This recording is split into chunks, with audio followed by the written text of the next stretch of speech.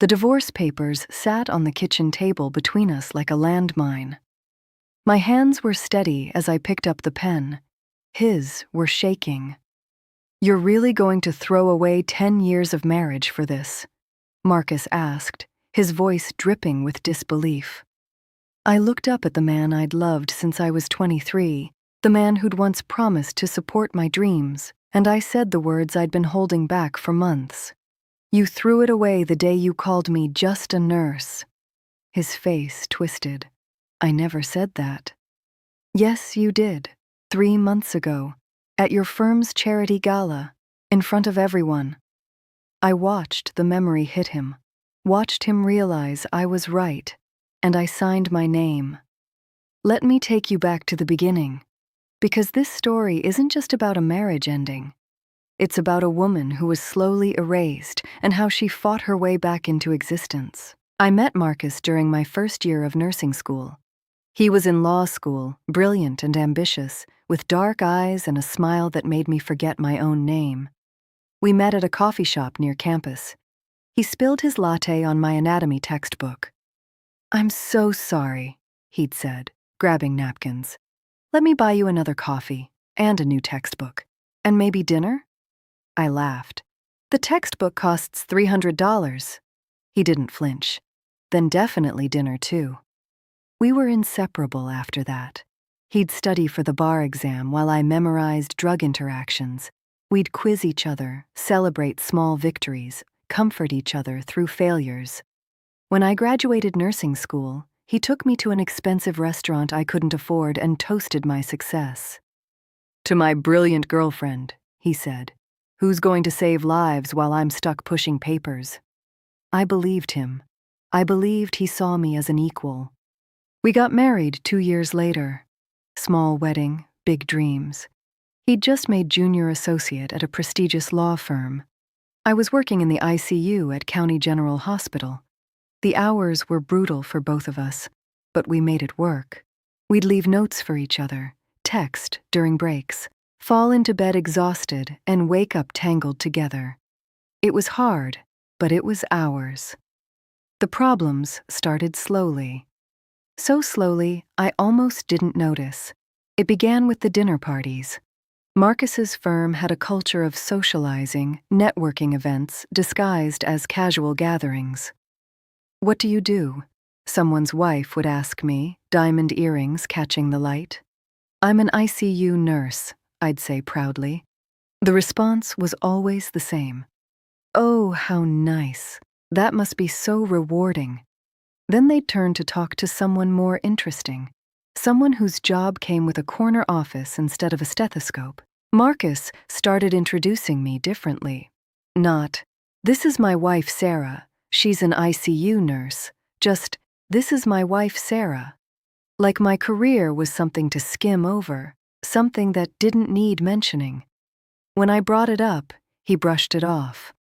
"I just don't want people to make assumptions, babe. You know how judgmental these corporate types can be." "Assumptions about what?" I asked. He kissed my forehead. "Nothing. Forget it. You're being sensitive." I wasn't being sensitive. I was being erased. 3 years into our marriage, Marcus made senior associate. Big promotion, big raise, big celebration. I was genuinely happy for him. I took an extra shift to buy him an expensive watch he'd been eyeing. When I gave it to him, he barely looked at it. "You shouldn't have spent money we don't have," he said. "We have money," I replied. "I make good money." He laughed. Actually laughed. "Sarah, you make nurse money. It's fine for covering groceries, but let's be real about our financial situation." Nurse money. Like my 50-hour weeks meant nothing. Like the patients I kept alive, the codes I ran, the families I comforted, it all translated to grocery money in his mind. "I make $72,000 a year," I said quietly. "That's not nothing." He had the decency to look embarrassed. "I know, babe. I just meant comparatively. I'm pulling in 150 now. We're in different leagues financially. It's just facts. Different leagues. That's when I started to see it clearly. I wasn't his equal anymore. Maybe I never had been. I was an accessory, a wife who worked a cute little job while he climbed the real ladder. But I didn't say anything. I swallowed it down. I told myself he was stressed, that the pressure at work was making him talk without thinking. I made excuses for him the way I'd made excuses for my entire marriage. Then I made a decision. If he thought nursing was small, I'd show him how big it could be. I enrolled in a nurse practitioner program, night classes, weekend clinicals, studying until 2 in the morning after 12-hour shifts. It was brutal, absolutely brutal. But I was determined. Marcus barely noticed. He was too busy with his own cases, his own ambitions.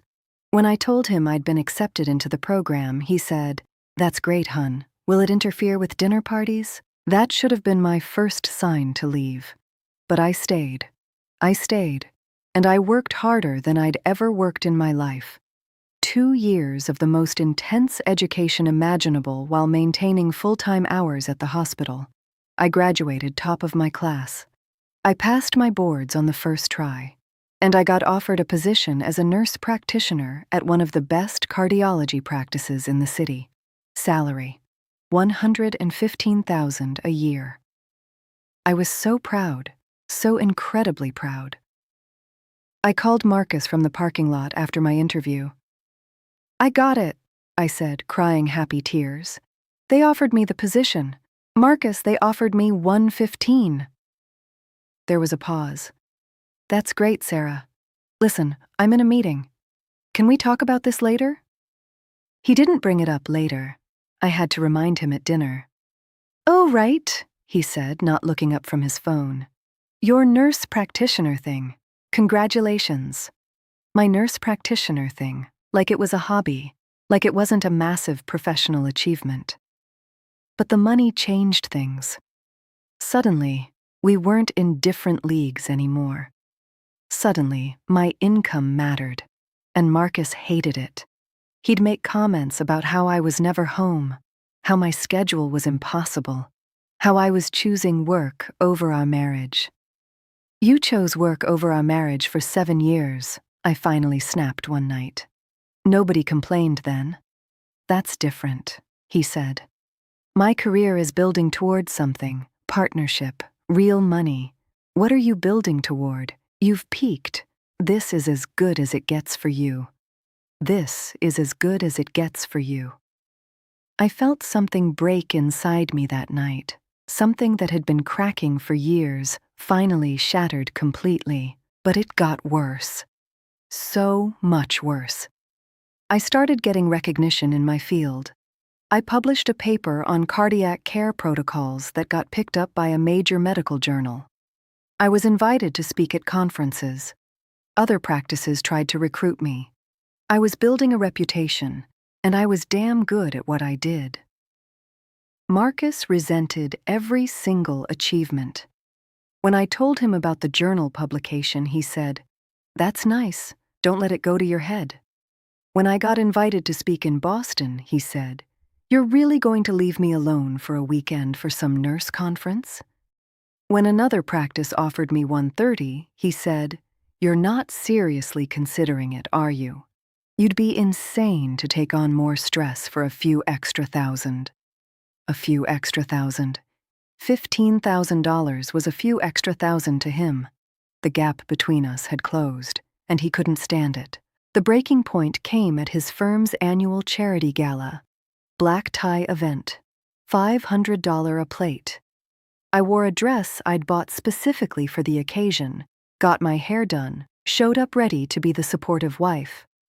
I was talking to one of the senior partners' wives when Marcus joined our conversation. "And what do you do, Sarah?" she asked politely. Before I could answer, Marcus said it. "Oh, Sarah's just a nurse. Well, nurse practitioner now. She works in cardiology." Just a nurse. The words hung in the air like poison gas. The woman's eyes flickered with something, pity maybe, before she excused herself. I turned to Marcus slowly. "What did you just say?" He had the audacity to look confused. "What? You said I'm just a nurse." I didn't mean it like that. Don't be dramatic, Sarah. You're always so sensitive about your job. I wasn't being dramatic. I wasn't being sensitive. I was being disrespected by the man who promised to love and support me. Right there, in that ballroom full of strangers, I decided I was done. I went home that night, packed a bag, and moved into a hotel. Marcus called 17 times. I didn't answer. He texted. I didn't respond. 3 days later, I called a lawyer. The divorce process was ugly. Marcus tried everything to change my mind. Apologies, gifts, promises to change. I didn't mean it, he said over and over. You know I respect what you do. I was just talking, Sarah. It didn't mean anything. But it did mean something. It meant everything. It meant that after 10 years together, he saw me as less than, as a supporting character in his story instead of the hero of my own. He tried a different approach. Anger. You're throwing away our marriage over one stupid comment? You're insane. You're going to regret this. Then desperation. I love you. Please. We can work through this. We can go to counseling. I agreed to meet him one last time before signing the papers. We sat in our kitchen, the house we'd bought together, the life we'd built together, and he tried one more time. Tell me what you want me to say, he begged. I'll say anything. I'll do anything. I want you to mean it, I said quietly. I want you to actually see me as your equal, as someone whose career matters as much as yours, as someone who's just as successful, just as important, just as valuable. He opened his mouth, closed it, opened it again, and I saw the truth in his eyes. He couldn't say it. He didn't believe it. Even after everything, even facing divorce, he still saw himself as superior. I do see you that way, he finally said, but his voice was hollow. We both knew he was lying. That's when the divorce papers came out.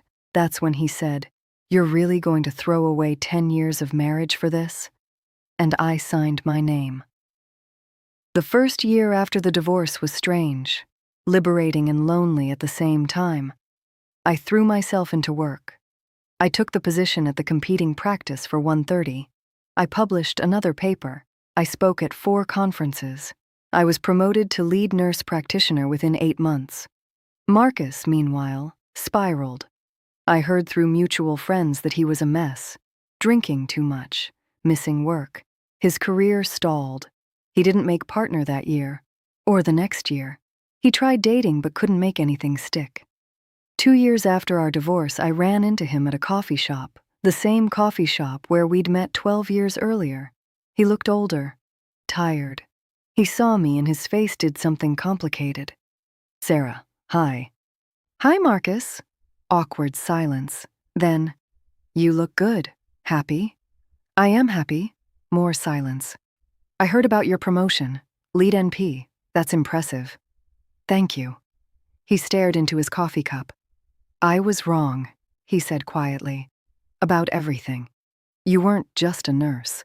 You were never just anything. You were extraordinary, and I was too insecure to see it. I waited. He continued. When you started making real money, when you started getting recognition, it threatened me. My entire identity was wrapped up in being the successful one, the breadwinner, the important one, and when you became just as successful, I didn't know who I was anymore. So you tried to make me smaller, I said. It wasn't a question. Yeah, I did. And I lost the best thing that ever happened to me because of it. He looked up at me, and his eyes were wet. I'm sorry, truly. You deserved so much better than how I treated you. I took a breath. You're right. I did deserve better. I still do. Are you seeing anyone? I smiled. I am, actually. Another NP. He works in emergency medicine. We met at a conference. Marcus flinched but nodded. Is he good to you? He's wonderful. He introduced me at a dinner party last week as Sarah, one of the best cardiac NPs in the state. He brags about my accomplishments to anyone who'll listen. He sees me. Good, Marcus said. And I think he actually meant it. That's good. You deserve that. We talked for a few more minutes. Polite, distant. Two people who used to know everything about each other now, strangers making small talk. When I left, he called after me. Sarah? I turned. For what it's worth, walking away from you is my biggest regret. I thought my career would make me happy. Thought success would be enough. But I was wrong. You were my success. And I didn't realize it until it was too late. I nodded. I hope you figure out who you are, Marcus. Beyond the job, beyond the title. I hope you learn that a person's worth isn't measured by their salary or their position. It's measured by how they treat people, how they love, how they show up. I walked away then, and I didn't look back. 3 years post-divorce now. I'm thriving. I'm the director of cardiac care at my practice. I'm engaged to Daniel, the ER nurse practitioner, who sees me as an equal, as a partner, as someone extraordinary. We're planning a small wedding, building a life based on mutual respect. I heard Marcus finally made partner last year. I'm genuinely happy for him. I hope he's learned. I hope he's grown. I hope he treats his next partner better than he treated me. But that's not my concern anymore. My concern is living my life fully, loving completely, and never, ever letting anyone make me feel small again. I'm not just a nurse. I'm a healthcare provider who saves lives, a professional who's earned every single achievement, a woman who knows her worth, and that's more than enough.